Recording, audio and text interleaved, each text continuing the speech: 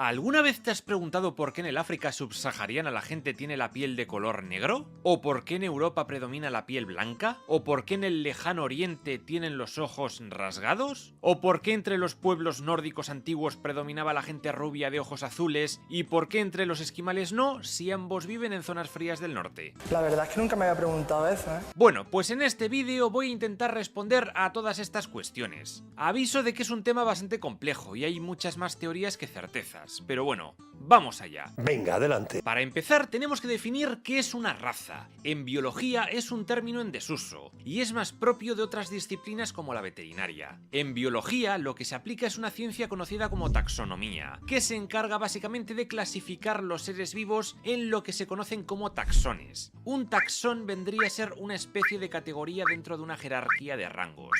Vamos a explicarlo con ejemplos, que esto puede ser un poco lioso. Las principales categorías taxonómicas son, por orden de mayor a menor, las siguientes: dominio, si es eucariota o procariota; reino, bacterias, arqueas, protistas, plantas, hongos y animales; filo, si es en animales, o división, si es en los demás grupos; y finalmente estarían clase, orden, familia, género y especie. Muchas veces se aplica un taxón más, el taxón subespecie, para diferenciar poblaciones de una misma especie que difieren lo suficiente para encontrarlos distintos, pero no lo suficiente como para ser considerados especies diferentes. Uy, uy, uy, qué lío. En el caso del ser humano, nuestra clasificación sería dominio eucariota, reino animalia, filo cordata o cordados, clase mamalia, es decir, mamíferos, orden primates, familia hominidae, género Homo y especie Homo sapiens. En caso de haber una subespecie, se añadiría un tercer nombre. De hecho, hay estudios que afirman que sí existen dos subespecies del ser humano. Una sería Homo sapiens sidaltu, ya extinguida, mientras que la otra es Homo sapiens sapiens, especie o subespecie a la que pertenecemos todos los humanos del planeta. Como veis, es en el tercer nombre, Hidaltu y Sapiens, donde se diferencian estas subespecies, pero aún con todo siguen perteneciendo a la misma especie, Homo sapiens. Así pues, dado que en biología nunca se emplea el término raza como sistema de clasificación, no debería de emplearse tampoco con nosotros los humanos. Raza es un concepto que se usa más en veterinaria, ya que designa diferentes variantes surgidas por selección artificial. La selección artificial es el proceso mediante el cual es el ser humano el que selecciona diferentes características de plantas y animales, de forma que crean una especie de evolución dirigida para mantener y potenciar esas características que se quieren conseguir. Las diferentes variedades de perros, vacas, caballos, gallinas, gatos, etc. sí son consideradas razas, pero de nuevo, todo esto ha sido seleccionado artificialmente por nosotros para potenciar ciertas características, ya sea para producir más leche en caso de las vacas, más lana en el caso de las ovejas, aguantar mejor según qué temperaturas, ser más agresivos o más dóciles, o simplemente por gusto estético. El término raza suele estar muy asociado a linajes, ya que es así como se consigue una determinada raza.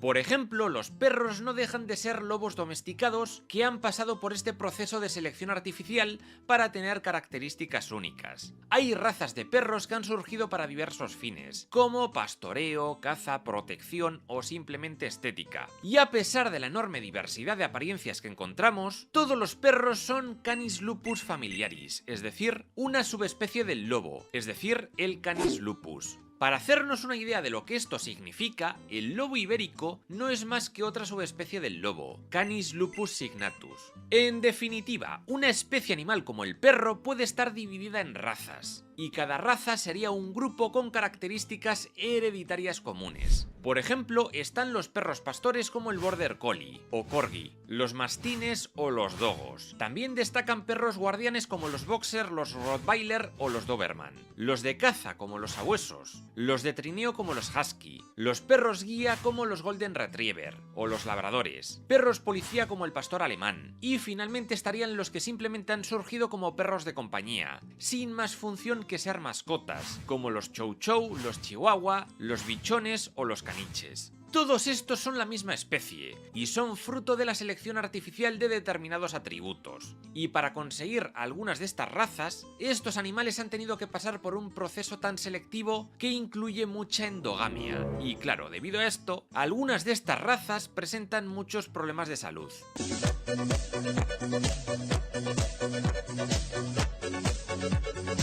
En fin, en resumidas cuentas, ¿por qué en perros tiene sentido el tema de razas y en humanos no? Como ya he explicado, el término raza está ligado a linajes, es decir, las razas descienden de uno o varios individuos como mucho. De hecho, en inglés se dice breed, mientras que race se emplea como una hipotética categoría inferior a subespecie, pero nunca es empleada en animales. Tan solo la emplean algunos botánicos o micólogos, que son los que estudian los hongos. Y la verdad es que no goza de mucha aceptación, y mucho menos tiene validez taxonómica como tal. En español, por tanto, raza hace referencia a breed y no a race. En humanos, la gracia del asunto es que diferentes estudios genéticos han demostrado que un grupo geográfico con diferentes rasgos fenotípicos puede tener menos variabilidad genética entre ellos que con otros grupos de otra geografía con los mismos rasgos fenotípicos. Es decir, que un negro de Estados Unidos puede tener más parecido genético con un asiático o con un caucásico de su misma geografía que con gente de África. Y esto es así porque la historia de la migración, la mezcla y el intercambio genético influyen significativamente en las similitudes genéticas. Y otro argumento en contra del concepto raza estaría en el intercambio genético continuo a lo largo de la historia. Es evidente que los diferentes grupos humanos siempre han estado moviéndose de un lado para otro, interactuando y reproduciéndose entre sí. Este intercambio continuo de genes ha creado un espectro de variabilidad genética que hace imposible determinar grupos separados encajonados en un concepto de raza o de subespecie. Tú te pones a ver marcadores genéticos de la peña del mundo y vemos que la variación genética no sigue patrones raciales. En lugar de agrupar a las personas en razas, la variabilidad genética se distribuye de forma continua y sin límites definidos. Finalmente, hay que recordar que los humanos compartimos el 99,9% del ADN, ya seas blanco, negro, asiático o pelirrojo. Las diferencias genéticas son mínimas. De todas formas, los anglosajones llevan unos cuantos años bastante obsesionados con el tema de las razas, pero por otros motivos más allá de la ciencia. Más bien es algo de carácter social y político para establecer una serie de dinámicas entre opresores y oprimidos que nada tiene que ver con este tema. Curiosamente, ahora mismo no solo hablan de razas los más racistas, sino también personas negras o de otras etnias que buscan distinguirse de los blancos en una especie de racismo inverso. De hecho, existe el supremacismo negro en grupos estadounidenses como el nuwaubianismo, una secta liderada por Dwight York, un pedófilo que cree que es un extraterrestre. También está la nación del Islam, que dice que la raza blanca fue creada por un científico malvado llamado Yaqub, o la nación de Yahvé, negros, supremacistas y judíos. Y es que Estados Unidos es el caldo perfecto para estos movimientos, porque grupos negros, diría que minoritarios, podríamos decir que buscan reivindicar una identidad propia como respuesta a los siglos de esclavitud y el propio racismo que aún existe en este país. Pero claro, combatir el racismo con más racismo y división y crear grupos cerrados no termino yo de verlo, pero entiendo que es un tema complejo y este vídeo tampoco va de esto. Ahora bien, ¿la especie humana tiene razas? Tener la piel blanca, negra, los ojos rasgados, los ojos de color azul, los ojos negros, la nariz achatada, ¿todo esto nos hace pertenecer a otra raza? Pues parece ser que no. Biólogos, antropólogos y científicos rechazan la idea de razas humanas porque estas diferencias son bastante imprecisas y arbitrarias, y no son fruto de diferencias genéticas. Las diferencias entre un subsahariano, un nórdico o un nativo americano son insignificantes a nivel biológico. Para algunos, la especie humana sería una única especie dividida en diferentes etnias, las cuales se subdividen en pueblos o clines. El problema es que solemos definir etnia como un conjunto de características físicas, pero también culturales y sociales, lo cual nos aleja de esa división estrictamente biológica. Por eso, la gran mayoría habla de fenotipos. ¿Y qué es un fenotipo?, te preguntarás. Pues es la expresión del genotipo en función de un ambiente determinado. ¿Y qué es un genotipo? Pues un genotipo es básicamente información genética en el ADN. Si a toda la secuencia de ADN de un individuo se lo denomina genoma, el genotipo sería la información que alberga ese genoma. Esta información genética se refleja de forma física en nuestro cuerpo, y esa manifestación visible de lo que dicen esos genes sería el fenotipo. En resumen, básicamente cualquier rasgo observable de un organismo es un fenotipo. Cualquier parte del cuerpo, e incluso cosas que no vemos a simple vista como la falta o no de una enzima o algunas propiedades bioquímicas y fisiológicas. Pero tampoco quiero complicar mucho esto. La cosa es que estas características físicas no solo vienen dadas por los genes heredables de padres a hijos, sino que también están determinadas por el ambiente, entre otras variables que en breve voy a comentar. De todas formas, antes de continuar con esto, quiero comentar que a nivel biológico el tema de la etnia no es tan incorrecto como podría parecer en un principio. Y es que la evolución humana, aunque gran parte ha estado condicionada por el ambiente, también está muy influenciada por la cultura. Es decir, hay diferencias entre grupos étnicos que han venido precedidas por distintos comportamientos dentro de estas culturas. Por tanto, la selección natural no es el único factor a tener en cuenta para explicar las diferencias que existen entre poblaciones. Por ejemplo, aunque la tolerancia a la lactosa está extendida por todo el globo, es algo que varía entre poblaciones y viene dado por su tasa de consumo de leche. Hay lugares donde, por diversos motivos, la gente no consume tanta leche y la toleran mucho peor que en otros sitios como por ejemplo en Europa, donde sí se consume en gran medida. Hay incluso zonas donde no se tolera la lactosa en absoluto. Esto tiene que ver con enzimas y entraría dentro de los fenotipos. Aunque el ejemplo más interesante es el de la tribu Bajau, que son nómadas filipinos que viven en el mar y básicamente se pasan el día buceando para pescar y obtener otro tipo de recursos que necesitan. Como consecuencia de este estilo de vida, han acabado desarrollando adaptaciones que les permiten aguantar de media unos 13 minutos bajo el agua y llegar a profundidades de 60 metros. ¡Que nos vamos a ahogar! Y antes de seguir, me gustaría aclarar que todas estas características nuevas no aparecen por llevar determinado estilo de vida. Así no funciona la evolución. La realidad es que dentro de una población habrá individuos que tengan ventaja sobre otros para según qué cosas. Estos Bajau tienen un bazo un 50% más largo, lo que permite un mayor almacenamiento de glóbulos rojos, que transportan oxígeno, y eso implica poder aguantar más la respiración bajo el agua. Es decir, los mismos rasgos pueden haber surgido en otras poblaciones y en otras culturas, pero, al no ser tan determinantes, pudieron haber desaparecido o al menos no haberse extendido tanto. Otra pregunta típica que surge es, aparte de las diferencias fenotípicas, ¿algunas etnias o razas tendrían diferentes inteligencias? Este es uno de los argumentos más usados entre grupos racistas con tal de justificar la superioridad de una raza u otra. En realidad, todo esto tiene su origen en una creencia pseudocientífica conocida como racismo científico. Y es que es eso, una pseudociencia. De la misma manera que el terraplanismo, la homeopatía o la astrología. No están basadas en ninguna evidencia científica y los argumentos que dan están fuertemente sesgados por la ideología o creencias de quien lo practica. El racismo científico es una práctica que a día de hoy está abandonada por completo, pero durante un tiempo, hasta la segunda mitad del siglo XX incluso, estuvo más o menos extendida. Se basaba en cosas como la craneometría, una práctica que se dedicaba a realizar diferentes mediciones de un cráneo. En realidad, la craneometría bien usada puede emplearse en paleontología, por ejemplo para ver la evolución de la capacidad craneal de los homínidos, o en la medicina forense para investigar e identificar un cadáver. El racismo científico también llevaba a cabo otras prácticas pseudocientíficas como la frenología, que decía que se podía determinar la personalidad e inteligencia de un individuo en base a su tamaño y forma craneal, y la fisiognomía, la cual decía que con los rasgos faciales se podía determinar la personalidad de un individuo. Estas prácticas, más que desacreditadas hoy en día, eran lo que usaban para justificar cosas como el supremacismo de una raza frente a otra, la esclavitud de determinadas razas o la eugenesia. Eran métodos muy sesgados, basados en la subjetividad y faltos de evidencia científica, empleados tan solo para justificar el racismo inherente de ciertos individuos o ideologías, como por ejemplo los nazis,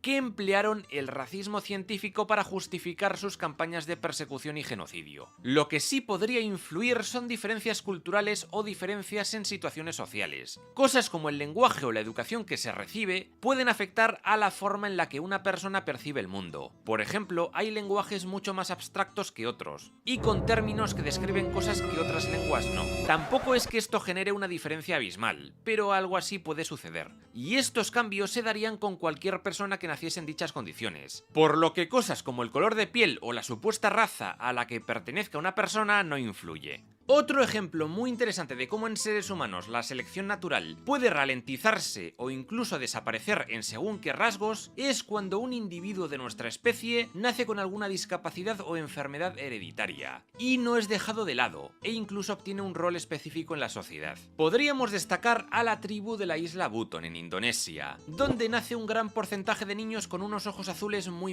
intensos. Este color viene dado por una enfermedad llamada síndrome de Waardenburg. Esta es una enfermedad hereditaria y lleva consigo problemas de sordera y otro tipo de complicaciones, pero como esto no ha afectado a la supervivencia de los miembros de esta tribu, pues se mantiene. No oigo nada. Sabiendo todo esto, toca abordar las cuestiones que abren el vídeo. ¿Cuál es el origen de todo esto de los diferentes fenotipos? ¿Por qué unos humanos somos blancos, negros o tenemos los ojos rasgados? ¿De dónde viene todo esto? ¿Cómo surgió? Pues vienen, por lo general, de factores ambientales. Un factor ambiental es cualquier variable que influye en los organismos vivos, como la temperatura, la luz, la humedad, el pH, la salinidad o incluso la acción de otros organismos. Para entender bien todo esto tenemos que remontarnos a hace unos 6 o 7 millones de años, que fue el momento en el que nuestro camino evolutivo empezó a separarse del de los chimpancés. Esto que veis es un chimpancé sin pelo. Es probable que estos primeros homínidos tuvieran un color de piel similar a este, pero eso fue cambiando. Con la progresiva caída del pelaje corporal, los homínidos empezaron a tener la piel más expuesta a la radiación solar. Esto pudo causar cánceres y falta de ácido fólico, por lo que los homínidos que vivieron más y mejor fueron los de piel oscura, quienes tenían más protección. El Horrorin, el Sahelanthropus o el Ardipithecus podrían representar las primeras fases del bipedismo en la evolución humana, si bien sus restos son muy fragmentados y escasos. Con el que no hay dudas de que andaba erguido es con el Australopithecus. Este fue un género que surgió hace poco más de 4 millones de años y se desarrolló por toda África Oriental.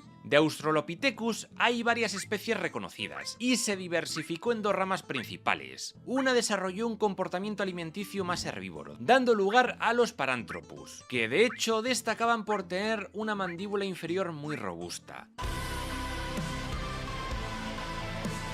Esta mandíbula les permitía comer y masticar semillas y raíces duras. Los Paranthropus no duraron mucho, extinguiéndose hace poco más de 1 millón de años. La otra rama, que adoptó un comportamiento más carnívoro, acabaría dando lugar al género Homo, y con ello a nosotros. Se suele considerar que con el género Homo llegó el uso de herramientas, aunque el límite es muy difuso y hay posibles restos de Australopithecus que ya usaban herramientas rudimentarias. Pero oficialmente fue el Homo habilis el primero en usar herramientas, de ahí su nombre. Pasó el tiempo y hace 2 millones de años el Homo habilis evolucionó al Homo ergaster y después al Homo erectus, que fueron los primeros en salir de África, y el primero plenamente erguido. Y el erectus viene por su columna vertebral, no seáis mal pensados. Aún así, Ergaster y Erectus son especies muy similares y todavía hoy en día existe debate sobre si deberían ser consideradas o no la misma especie. En cualquier caso, el Homo erectus comenzó a expandirse por Europa y sobre todo por Asia, donde se encuentran la mayoría de sus yacimientos. El Homo erectus fue una especie muy exitosa y duró mucho, extinguiéndose hace tan solo 117.000 años. Estas poblaciones asiáticas acabaron dando lugar a otras especies como el Homo luzonensis o la curiosa Homo floresiensis. Estos últimos quedaron aislados en la isla de Flores, de la que recibe el nombre de su especie, donde debido a la escasez de recursos acabaron desarrollando un cuerpo muy pequeñito, de alrededor de 1 metro de altura. Esto se conoce como enanismo insular y es un fenómeno que afecta a muchas especies de tamaño grande cuando quedan aisladas en una isla, como el lobo japonés, el tigre de Java o una especie de mamut, el mamut pigmeo, o Mammutus exilis. Los Homo floresiensis llegaron a sobrevivir hasta hace unos 50.000 años, coincidiendo con la expansión del Homo sapiens. Sin embargo, para dar con la rama que llevó a la aparición de los Homo sapiens tenemos que remontarnos una vez más a África, partiendo de las poblaciones que allí residían de Homo erectus. Lo que vino después es un lío y hay pocas cosas claras. Lo que sí parece un hecho es que se dividieron en dos ramas evolutivas que acabaron dando origen tanto al Homo sapiens como al Homo neanderthalensis, es decir, los neandertales. Los caminos evolutivos de ambas especies son todavía hoy objeto de gran debate. Se ha postulado al Homo antecesor como el último antepasado común de ambas especies, es decir, la última especie que neandertales y sapiens compartimos en nuestra evolución. Otros dicen que ese lugar corresponde a los Homo heidelbergensis, una especie que sí sabemos que se originó en África hace unos 600.000 años, y que posteriormente se expandió por toda Europa. Sus similitudes con los neandertales hacen que se considere su antepasado. En cuanto a los sapiens, nuestra línea evolutiva es todavía menos clara, pero se han postulado como eslabones en nuestro camino evolutivo algunas especies como el Homo rhodesiensis, el Homo helmei o los misteriosos denisovanos, de los que todavía se debate si son una especie separada o una subespecie del Homo sapiens. En todo caso, los sapiens surgieron hace 300.000 años y llegaron a coexistir y a convivir con los neandertales y los denisovanos, de los que se sabe que hubo cruces genéticos. De hecho, en los fósiles de denisovanos se ha encontrado ADN neandertal y sapiens, y en las poblaciones de hoy en día en Europa hay gente que posee entre un 1 y un 5% de genes que son atribuibles a los neandertales. Y esto es importantísimo para ese tema de los fenotipos, ya que parece ser que del cruce entre Erectus y denisovanos surgieron los ojos rasgados. Luego veremos esto en más detalle. Como ya digo, con el tiempo los Homo floresiensis terminaron por extinguirse hace unos 50.000 años, fecha similar a la extinción de los denisovanos. Y también hace unos 40.000 años también se extinguieron los últimos neandertales. Con esto los Homo sapiens se quedaron como la única especie del género Homo con vida, y el planeta estaba a su entera disposición. Con el tiempo acabarían colonizándolo todo, formando los primeros asentamientos y civilizaciones. Grandes imperios, largas guerras y un sinfín de acontecimientos vendrían después, pero eso es otra historia. Y tenéis todo esto contado por orden en este canal, por si queréis echaros una maratón histórica. Por cierto, os recuerdo que acabo de publicar mi primera novela, Hadrosaurópolis, el cataclismo celestial. Hay aventura, misterios, batallas épicas con dinosaurios, conspiraciones y chorros de sangre. Podéis conseguirla en Amazon, enlaces aquí arriba o en el comentario fijado. It's fucking cool. En resumen, que muchas de estas especies humanas, cada una con sus particularidades adaptativas, empezaron a hibridarse entre ellas, y es probable que el color más claro de piel o el tema de los ojos rasgados provenga de la genética de estas otras especies. Pero ahora la pregunta es, ¿por qué durante la evolución homínida ocurrieron estos cambios fisiológicos? Pues vamos a verlo.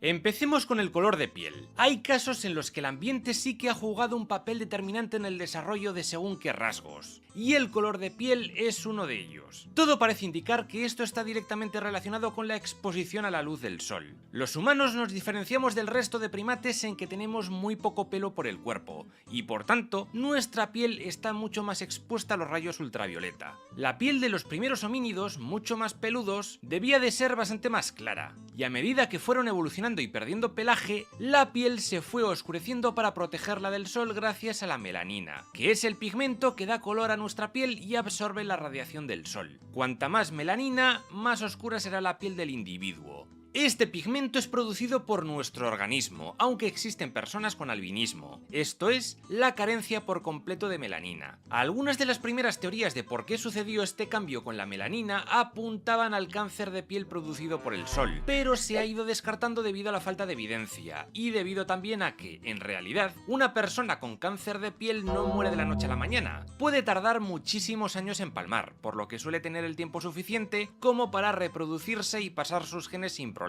Es decir, que un homínido mejor adaptado a protegerse del sol no tendría esa ventaja reproductiva. No reduce su fertilidad ni sus probabilidades de reproducción. Así que lo del cáncer por radiación solar se suele descartar. Actualmente se tiende a pensar que la melanina es una medida del organismo de proteger el folato que producen nuestros cuerpos. El folato proviene de una vitamina, el ácido fólico, porque se ha visto que una deficiencia en él puede causar anemia y también malformaciones en los fetos durante el embarazo, lo que puede conllevar problemas en el metabolismo y el sistema nervioso o incluso infertilidad. Se ha visto que el folato es especialmente sensible a dos cosas: el etanol, y de hecho en gente con problemas de alcoholismo se ha detectado un déficit de folato, y a la radiación ultravioleta. Y es que la radiación solar destruye el folato, y si falta melanina en la piel actuando como protección, esa vitamina se ve muy reducida y aparecen los problemas ya comentados. Por tanto, la melanina se antoja vital para proteger el folato en regiones donde el sol pega muy fuerte y es peligroso.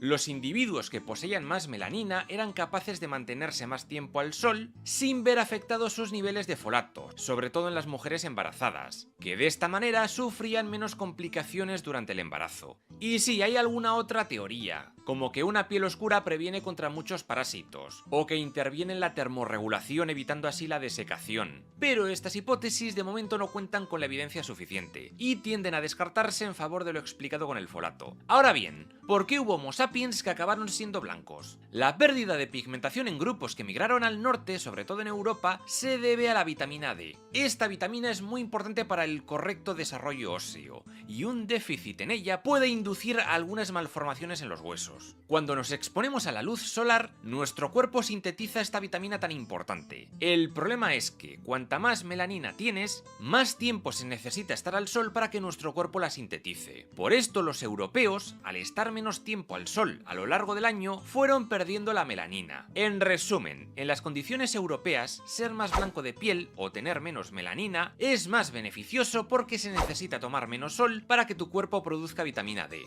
Gracias a esto, en Europa, los sapiens blancos sobrevivieron más que los sapiens con piel más oscura y gastaban menos energía. Así, la población en general fue perdiendo melanina. Este sería el motivo principal de que las poblaciones que migraron al norte fueran perdiendo la pigmentación paulatinamente, ya que una piel más clara en latitudes más cercanas a los polos, donde la exposición a la luz solar es mucho mayor, permite que una persona necesite menos luz para sintetizar la misma cantidad de vitamina D. Esto también depende mucho de la dieta, por lo que puede haber casos donde, aunque vivan muy al norte, algunos humanos sigan teniendo cierta pigmentación en la piel al tener una dieta con gran cantidad de esta vitamina D. Este es el caso de algunos pueblos de América del Norte como los Inuit, donde su dieta rica en grasas a base de pescado y carne de foca y de ballena les permite ingerir vitamina D con frecuencia. De todas formas, suelen tener una menor cantidad de esta vitamina en sangre, por lo que parece que han sufrido adaptaciones que les permite usarla de forma más eficaz y, por tanto, necesitan menos vitamina D que otras poblaciones. Una cosa curiosa es que en los últimos años, el mayor contacto de los inuits con otras culturas, sobre todo Occidente, ha supuesto un cambio en su dieta, reemplazando estas carnes tan grasas por otro tipo de alimentos más variados. La incidencia de raquitismo en las poblaciones inuit es hoy en día inusualmente alta y se piensa que puede deberse a esta menor ingesta de carne. De todas formas, tanto las pigmentaciones oscuras como las claras han evolucionado de forma independiente a lo largo de la historia, por lo que dos poblaciones que no tienen nada que ver entre sí pueden tener ambas la piel igual de oscura, o dos poblaciones relativamente cercanas en el tiempo y en evolución pueden presentar tonalidades diferentes debido a condiciones ambientales diferentes. Incluso hay poblaciones que han pasado por periodos de pigmentación y despigmentación al migrar continuamente. Tengo la cabeza que no sé si son negros, blancos, argentinos, suecos. Una pregunta interesante que surge aquí es, ¿la descendencia de un negro de Estados Unidos, por ejemplo, podría aclararse debido al clima con el paso de las generaciones? Pues por poder, podría. Igual que un blanco en África podría acabar con la piel más oscura, o que vayan cambiando cualquier rasgo fenotípico, no solo la piel. Pero claro, para esto tendrían que darse muchas condiciones particulares y que pasaran miles de años y miles de generaciones. No es un proceso que ocurra de la noche a la mañana. Una muestra de esto se ve muy bien en la serie de Expanse, donde se ve cómo los cuerpos humanos se desarrollarían diferentes en la Tierra y en el espacio. En un mundo con una gravedad inferior, como en la Luna, desarrollaríamos cuerpos más largos y con una musculatura menos desarrollada, debido a que nuestros cuerpos están programados, por así decirlo, para crecer y desarrollarse en nuestra gravedad. Y en el espacio, al no tener que soportar el mismo tirón gravitatorio, los huesos crecerían más largos y los músculos tendrían menos fuerza. Digamos que en estos casos su ADN no sería diferente, pero el ambiente les habría hecho desarrollarse de esta manera. También debemos recordar que la selección natural por la cual estos cambios fenotípicos se perpetúan tienen que mejorar nuestra supervivencia y reproducción en un entorno específico. Y en el mundo actual, donde por lo general no luchamos por nuestra supervivencia diaria, veo complicado que ocurran grandes cambios. Pero como ya digo, por poder podría pasar. Ahora bien, sabiendo todo esto, ¿cuál podría ser el siguiente paso de la evolución humana? Lo primero que tengo que decir aquí es que la evolución no es algo que pase con un determinado objetivo, no sigue un camino determinado. Siempre se suele decir que los seres humanos somos los organismos más evolucionados de la Tierra, pero es una rotunda mentira. El origen de la vida todavía es incierto, cierto, pero las primeras evidencias claras las tenemos de hace unos 3.800 millones de años, aunque la vida podría haberse originado hace más de 4.000 millones. No está claro si es un proceso que haya podido suceder más de una vez, pero sí tenemos clara una cosa: todos los seres vivos actuales tenemos un mismo origen. De hecho, existe un hipotético organismo conocido como LUCA, Last Universal Common Ancestor, que sería el antepasado común de todos los seres vivos conocidos. Es decir, LUCA no es el primer ser vivo, sino el organismo a partir del cual bacterias, arqueas y eucariotas descienden. Y en resumen, todos los seres vivos de la Tierra. Es por esto que la evolución ha estado presente en todos los organismos durante unos 4.000 millones de años. No se puede decir que haya unas especies más evolucionadas que otras, ya que la evolución no es más que un proceso por el cual los seres vivos se adaptan a su entorno. Puede haber especies con una tasa de mutación menor, o que presentan una gran adaptación a su entorno y por tanto cambian muy poco, como tiburones o cocodrilos, pero eso no significa que estén menos evolucionados. Además, la historia de la vida de la Tierra está llena de eventos de extinción en masa. La más famosa es la de los dinosaurios, hace unos 66 millones de años, pero ocurrieron otras 4 grandes extinciones masivas. La del Pérmico-Triásico, hace unos 251 millones de años, fue muchísimo peor. Durante estos eventos, una gran cantidad de especies desapareció, y las que sobrevivieron acabaron ocupando su lugar, pudiendo cambiar por completo la fauna y flora. Con esto quiero decir que a veces en la evolución puede influir un factor externo, e incluso la suerte, y que de pronto una especie prevalezca sobre otra cuando parecía destinada a fracasar. Es por esto que no se puede decir con certeza qué camino va a llevar el ser humano. Para empezar, la selección natural cada vez nos afecta menos. Hemos desarrollado una medicina muy potente que nos permite sobrevivir a enfermedades que antes resultaban mortales, y cuestiones como la inteligencia ya no influyen tampoco en nuestra supervivencia, ni tampoco en nuestra capacidad reproductiva. ¿Esto quiere decir que los humanos ya no vamos a evolucionar? No, el ser humano puede seguir evolucionando. Como ya he dicho, la evolución no sigue un camino, no es algo que siga un fin, una meta que alcanzar. La evolución sucede cuando una característica aporta una ventaja sustancial a unos individuos sobre otros. Pongamos el ejemplo de la pandemia del COVID. Si el día de mañana surgiera otra enfermedad mucho más mortal y contagiosa para la cual no hubiese cura, y una parte de la población tuviese un gen que les hiciera resistentes, ellos sobrevivirían y el resto perecería. Se habría producido una evolución, pues la descendencia de los supervivientes tendría estos genes de resistencia. Así es como funciona todo, con cambios graduales, prácticamente imperceptibles, que van amoldando y cambiando a las poblaciones. Ahora pasemos al pelo y al color de ojos. Así de primeras parece claro que todo este asunto no responde al mismo proceso que el color de la piel. El que haya gente rubia o pelirroja o gente con ojos azules o verdes es algo casi exclusivo de Europa. No se ha dado en ninguna otra parte del mundo, como por ejemplo Asia o América, a pesar de que muchas poblaciones nativas se encontraban en las mismas latitudes. Eso sí, hay un caso muy curioso que se da en algunas islas de Melanesia, donde la población es de piel oscura, pero hay mucha gente con el cabello rubio. Al parecer, esto se debe a una mutación en el alelo de un gen, que se ha mantenido y dispersado por la población gracias a que no supone ninguna desventaja para la persona que lo posee, por lo que en realidad no es nada adaptativo, simplemente es un rasgo que no influye en la supervivencia del individuo. En cuanto a lo que sucede en Europa, hay una teoría que apunta a que con los cabellos rubios y pelirrojos ha existido un proceso de selección sexual. ¿Y qué es esto de la selección sexual? Pues la selección sexual es un proceso diferente a la selección natural, en la que se seleccionan rasgos que en un principio parecen ser perjudiciales para la supervivencia del individuo, pero en realidad aumentan sus posibilidades de reproducción. Son rasgos que surgen por la competencia entre dos individuos de un mismo sexo para conseguir pareja, ya que es el otro sexo quien decide con quién se empareja. Por ejemplo, un pavo real tiene una cola enorme y súper vistosa, que resulta muy molesta para volar y moverse, y que además elimina por completo su capacidad para camuflarse ante un depredador, es decir, se vuelve una presa fácil. A priori, esto parece muy perjudicial para los machos, pero el hecho de tener una cola así es un indicativo de que su calidad genética es muy buena y de que es capaz de sobrevivir incluso con un hándicap como ese, por lo que las hembras seleccionan a los machos con las colas más grandes y vistosas. Así se van seleccionando entre la población de pavos reales cada vez colas más grandes a lo largo de las generaciones. En humanos tenemos un ejemplo de esto de la selección sexual en la barba de los hombres, ya que, al parecer, realza rasgos faciales que resultan atractivos o demuestran dominancia, pero también es un tema que cuenta con poca información. La selección sexual es la principal causa de que exista dimorfismo sexual en una especie, es decir, que el macho y la hembra presenten diferencias.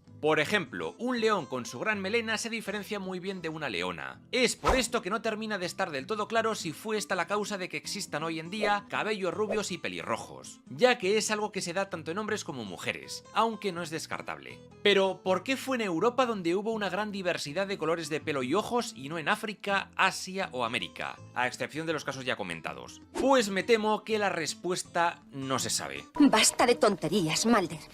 ¿Qué está pasando aquí? Es posible que las mutaciones que provocan cabellos rubios u ojos azules se hayan dado en varios lugares de forma independiente, pero solo triunfó en Europa por lo que ya he comentado de la selección sexual, y que en otras partes del mundo no se haya considerado un rasgo atractivo. Un ejemplo más de cómo la cultura puede influenciar a la evolución. Como curiosidad, parece ser que el cabello rubio se expandió muy rápidamente por varias partes de Europa hacia finales de la glaciación de Würm, hace unos 11.000 años. Sin embargo, la primera persona rubia de la que tenemos registro es una señora de Siberia que vivió hace unos 17.000 años en el yacimiento de Afontova Gora. Glamour.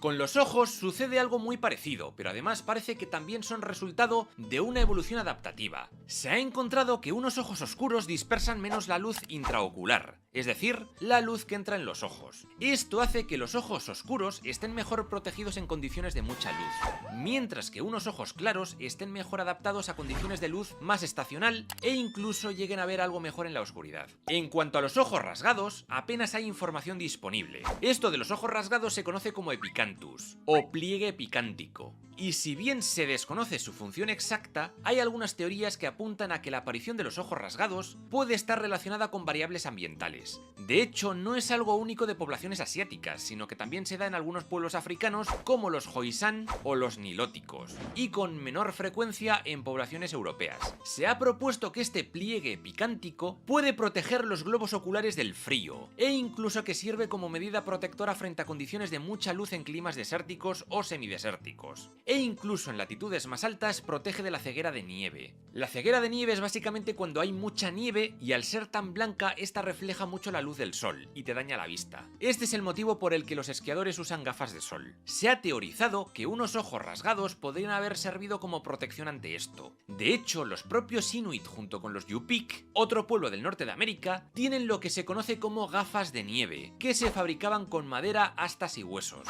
Estas gafas tienen unas aberturas muy reducidas y horizontales que minimizan la cantidad de luz que les llega a los ojos. Además, al ser hendiduras tan finas, mejoran su agudeza visual, y al abarcar tanto dan un amplio campo de visión. Ahora la pregunta es: ¿quiénes fueron los primeros seres humanos con ojos azules o verdes de los que tenemos constancia? Saber con exactitud quién fue la primera persona con ojos azules o verdes es básicamente imposible. De todos modos, la primera persona de la que se tiene constancia de que tuvo ojos azulados se la conoce como el hombre de Cheddar, y fue encontrado en la cueva de Gough, en la garganta de Cheddar, Inglaterra, en 1903. Data de unos 10.000 años, y sabemos que tenía los ojos de ese color por los análisis genéticos. Como curiosidad, estos análisis genéticos realizados dicen que tenía la piel oscura, y es que la piel de estos europeos empezó a volverse más clara hace unos 25.000 años, pero incluso así, hace 10.000 años todavía seguía habiendo muchas poblaciones de tonalidades oscuras. Por tanto, la evolución de piel, pelo y ojos es totalmente independiente unos de otros, y se produjeron en tiempos muy distintos. El genoma del hombre de Cheddar fue secuenciado en 2018. Hasta entonces, otro individuo que se postulaba como el primer humano del que se tenía constancia de ojos azules era el hombre de la Braña, encontrado en España, concretamente en la cueva de la Braña Arintero.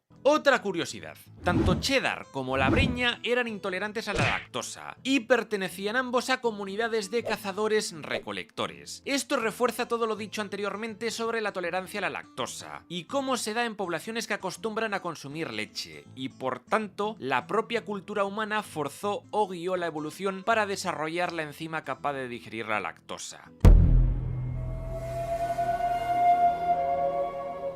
Ahora pasemos a la nariz. La forma de la nariz sí viene condicionada por el ambiente. Hay dos variables que influyen principalmente en esto: la humedad y la temperatura. Parece ser que una nariz más ancha y con agujeros más grandes se correlaciona con climas más calurosos y húmedos, ya que de esta manera es más fácil disipar el exceso de calor corporal, mientras que una nariz más estrecha es perfecta para climas fríos, ya que ayuda a calentar el aire que respira el individuo antes de que llegue a los pulmones. También es importante la masa corporal del individuo, ya que cuanto más masivo sea, mayor consumo de oxígeno va a necesitar, por lo que su nariz tenderá a ser más grande.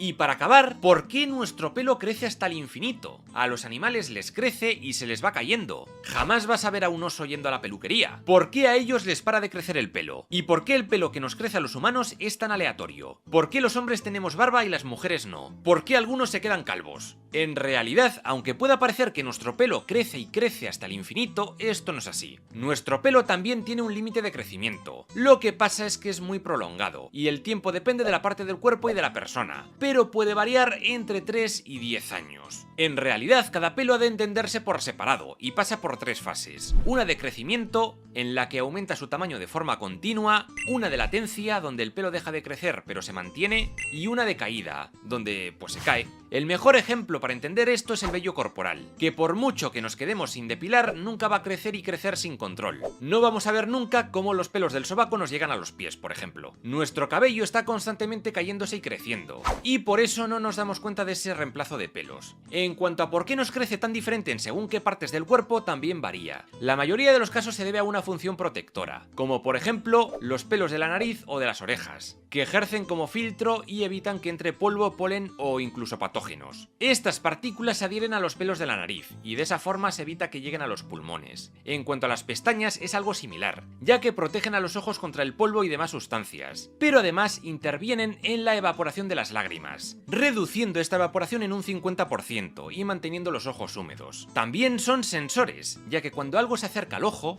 pongamos por ejemplo un insecto, permiten activar un reflejo que culmina en un parpadeo y así protege el ojo. El vello púbico es más de lo mismo y actúa como barrera ante posibles patógenos que puedan infectar esas zonas. En cuanto a por qué crece tanto pelo en nuestras cabezas, se tiende a pensar que es debido a que, al caminar a 2 patas, es la parte más expuesta al sol, por lo que nuestro cuerpo protege la piel de esa zona con mayor intensidad. Además, el pelo actúa como termorregulador, ya que ayuda a dispersar la temperatura del cerebro cuando hace mucho calor y lo aísla cuando hace frío. El cerebro es uno de los órganos más importantes y delicados que tenemos, y necesita mucha protección. De hecho, estudios han comparado la pérdida de calor en distintas personas, y han encontrado que un pelo más largo minimiza la pérdida de calor. Esto afecta por supuesto a la gente calva, y es que tienden a sudar más en la cabeza que una persona con pelo. Por tanto, tener pelo en la cabeza podría ser también una forma de reducir la pérdida de agua y otro tipo de sales que expulsamos de nuestro cuerpo cuando sudamos. Además, un pelo rizado protege mejor contra el aumento de calor que un pelo liso.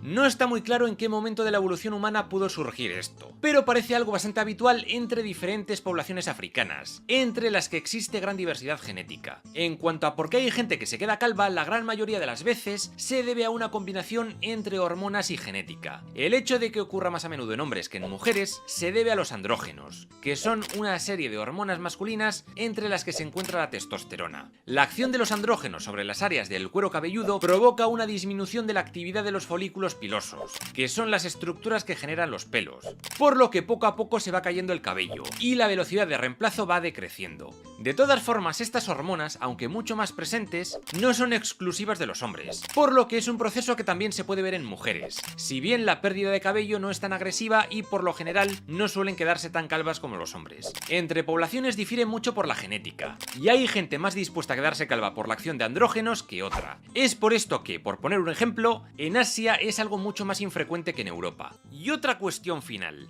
¿se sabe quién fue el primer pelirrojo? En este caso no se ha encontrado un individuo en concreto. Es un tema que se sabe incluso menos que los ojos. Hay algún estudio que argumenta que es una característica que podría haberse originado hace unos 40.000 o 50.000 años, pero no hay nada concreto ni seguro. Existe una momia muy conocida, la llamada la belleza de Loulan, que fue encontrada en la región de Xinjiang, la zona más occidental de China, con una antigüedad de unos 3800 años. Resulta que esta belleza de Loulan presenta un cabello rubio rojizo. Por toda esa región se han encontrado otras momias similares, con rasgos más europeos que asiáticos. Y es que se piensa que las poblaciones de esta zona tenían un origen más caucásico, de poblaciones que habrían emigrado hacia Asia. De hecho, se les relaciona con los tocarios, un enigmático pueblo indoeuropeo que habitó en esa zona. Y con esto acabamos con el tema. Espero que os haya resultado interesante. El guión de este vídeo ha sido redactado por el biólogo Sergio Hernández, quien además de biólogo también tiene una novela de ciencia ficción que está muy divertida. Se titula La Antigua Vía y es una ópera espacial ambientada en un futuro donde la Tierra ha sido invadida por una misteriosa raza de alienígenas. ¿Está bien decir raza aquí? Seguramente no, pero sigamos. El caso es que estos aliens se dedican a mandar todos los años a un grupo de humanos a través de la Antigua Vía, un ancestral portal ubicado en Marte. Su destino es desconocido y nadie ha vuelto, y nuestro protagonista, Spike Leggy, tiene un boleto para ir. ¿Logrará salir con vida? ¿Qué misterio se encontrará al otro lado? Si queréis saberlo, podéis conseguir el libro en los enlaces que os dejaré en la descripción del vídeo. Y también os dejo las redes de Sergio para que le sigáis y le pidáis spoilers. Ups, spoiler.